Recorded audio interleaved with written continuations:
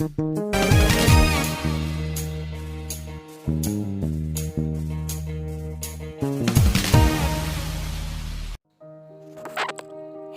everyone, how are you? And welcome back to Educational Chat. We are here to talk with you about many things. Today, we will discuss a very interesting topic that is on exam. How to be ready for any kind of exam.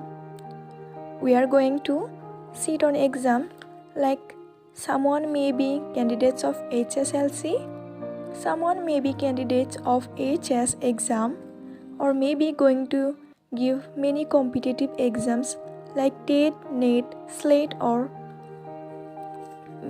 maybe any other. But now, question is how to be ready.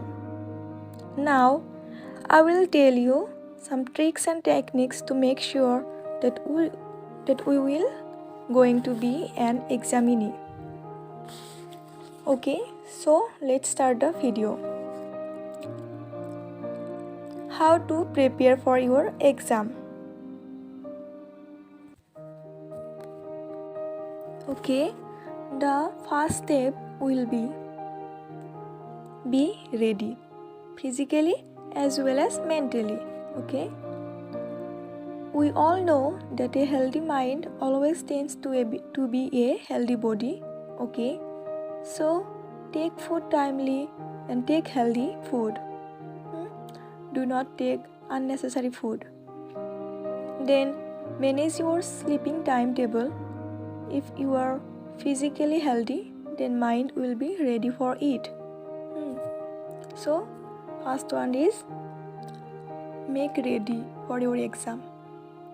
নিজকে প্ৰস্তুত কৰি লোৱা শাৰীৰিকভাৱে আৰু মানসিকভাৱে যে তোমালোক গৈ আছা পৰীক্ষাৰ বাবে ৰেডি হ'বলৈ এইটো ৰেডি হ'ব লাগিব ফিজিক্যালি বা মেণ্টেলি নহলে তোমালোকে কি হ'বা পৰীক্ষা এটা দিব নোৱাৰিবা আমি খাদ্য ভালকৈ খাব লাগিব টাইমত খাব লাগিব কি খাদ্য খাব লাগে সেইবোৰ ৰুটিন বনাই ল'বা অখাদ্য বস্তু নাখাবা আৰু খোৱাৰ টাইম টেবুলটো মেনেজ কৰি চলিবা ঠিক আছে then number 2 step make a proper timetable or study routine how much and which subject you will study in one day and try to cover all subjects in one day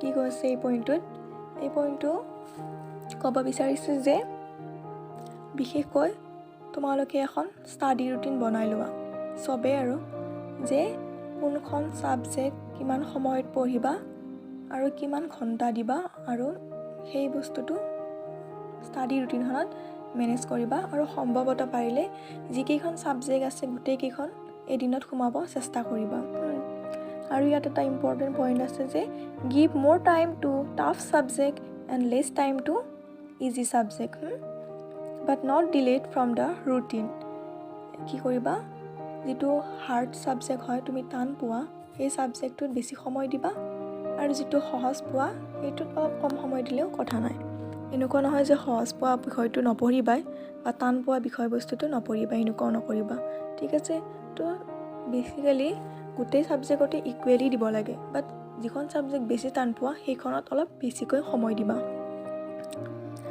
next step number 3 follow the syllabus of all subjects find out the marks allotted to each subject so that you should give time properly accordingly okay কি কৈছে এই পইণ্টটোৱে কৈছে যে সাবজেক্টৰ যেটো syllabus দিয়া থাকে ন কোনখন সাবজেক্টত কিমান মাৰ্ক আহিব আৰু কোনটো লেসন ওয়াইজ মাৰ্ক দিয়া থাকে তো লেসন বিলাক ভালদৰে পঢ়ি তাত কোনটো লেসনত কিমান মাৰ্ক দিয়া আছে সেই বস্তুটো চাই যেটো লেসনত বা যেটো সাবজেক্টত যেটো লেসন ওয়াইজ বেছি মাৰ্ক দিয়া থাকে সেই লেসনটো অকমান ভালকৈ পঢ়িবা বেছিকৈ পঢ়িবা আৰু কম মাৰ্ক দিয়া থাকাটো আমি কিমান পঢ়িব লাগে হেতু নিজে গম পাম ন তো সেই অনুযায়ী পঢ়াৰ এটা আইডিয়া হ'ব ঠিক আছে step 4 manage your time it is very important for every human beings not only for examinee but also everyone okay কি কৰিব লাগে টাইম টেবুলটো মেনেজ কৰা খুবেই প্ৰয়োজনীয় কেতিয়া শুবা, কেতিয়া ৰাতিপুৱা উঠিবা, কেই ঘণ্টা পঢ়িবা, কেতিয়া গা ধুবা, কেতিয়া ব্ৰেকফাষ্ট কৰিবা, এই বস্তুবোৰ যদি টাইম টেবুলত মিলোৱা তেতিয়াহ'লে আমাৰ পঢ়া সময়টো অট'মেটিকেলি ওলাই যাব। যদি আমি 6টা বজাত উঠাৰ পৰিৱৰ্তে 8টা বজালৈ শুই থাকোঁ তেতিয়া আমাৰ টাইম টেবুলটো নিমিলে। চ' সেই বস্তুটো মনত ৰাখিলে হ'ল, ঠিক আছে। তো এটা যদি আমি টাইম টেবুল মিলাব চেষ্টা কৰোঁ উঠাটো ৰাতিপুৱা, তেতিয়াহ'লে বা ৰাতি শোৱাৰ টাইম টেবুলটো, তেতিয়া সকলোবিলাক টাইম টেবুল ইজিলি আমাৰ মেনেজ হ'ব আৰু পঢ়াৰ টাইমটো আমি সেইমতে উলিয়াব পাৰিম। অ'কে,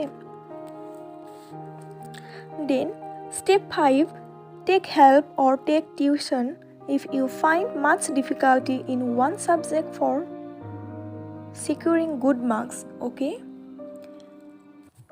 এই পইণ্টটো মতে ইম্পৰ্টেণ্ট হৈছে যে যদি তুমি কিবা বিষয় বহুত টান পাইছা বহুত বেছি, তেতিয়াহ'লে সেই ছাবজেক্টত টিউশ্যন বা কাৰোবাৰ হেল্প লোৱাটো যথেষ্ট প্ৰয়োজনীয়।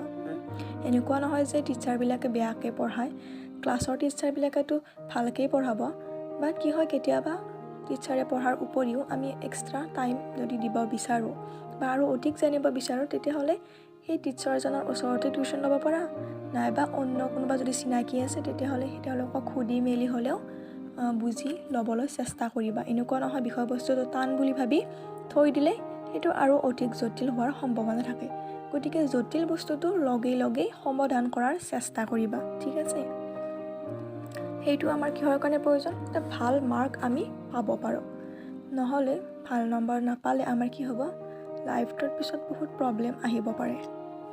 Next step 6, be patient, be active, energetic, be hard worker.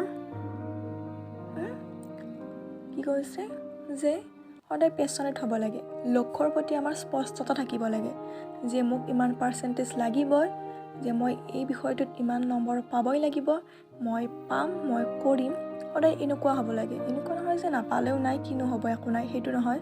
B passionate, যিটো কাম কৰিবা যে লাগিবই, you must have, you must do, এনেকুৱাকৈ এটা থাকিব লাগিব, ষ্ট্ৰং এনাৰ্জি থাকিব লাগিব যে মই কামটো কৰিমেই। তো তেনেকুৱা ধৰণৰ থাকিলে কি হয়, কামটো হাচিল কৰিব পাৰিবা তুমি জল্দি। তোমালোকৰ ইজি হ'ব ভাল মাৰ্ক পোৱাত আৰু ভাল ৰিজাল্ট কৰাত। যদি এনেকুৱা হয় আজি পঢ়িলোঁ মই ঠিকেই চিৰিয়েলি ৰুটিনখন ফ'ল' কৰিলোঁ, বাট কালিৰ পৰাই নপঢ়োঁ দিয়া এইখন ছাবজেক্ট, ৰুটিন ফ'ল' নকৰোঁ, তেনেকুৱা নহয়। Every day you should follow' your routine, you should do you work timely, take your food timely, sleep timely and do other things timely. So I think this point will be enough to become active person, to be ready for your exam. So do your things, stay happy, stay blessed. Thank you for watching the video. Have a good day, have a great day. Thank you.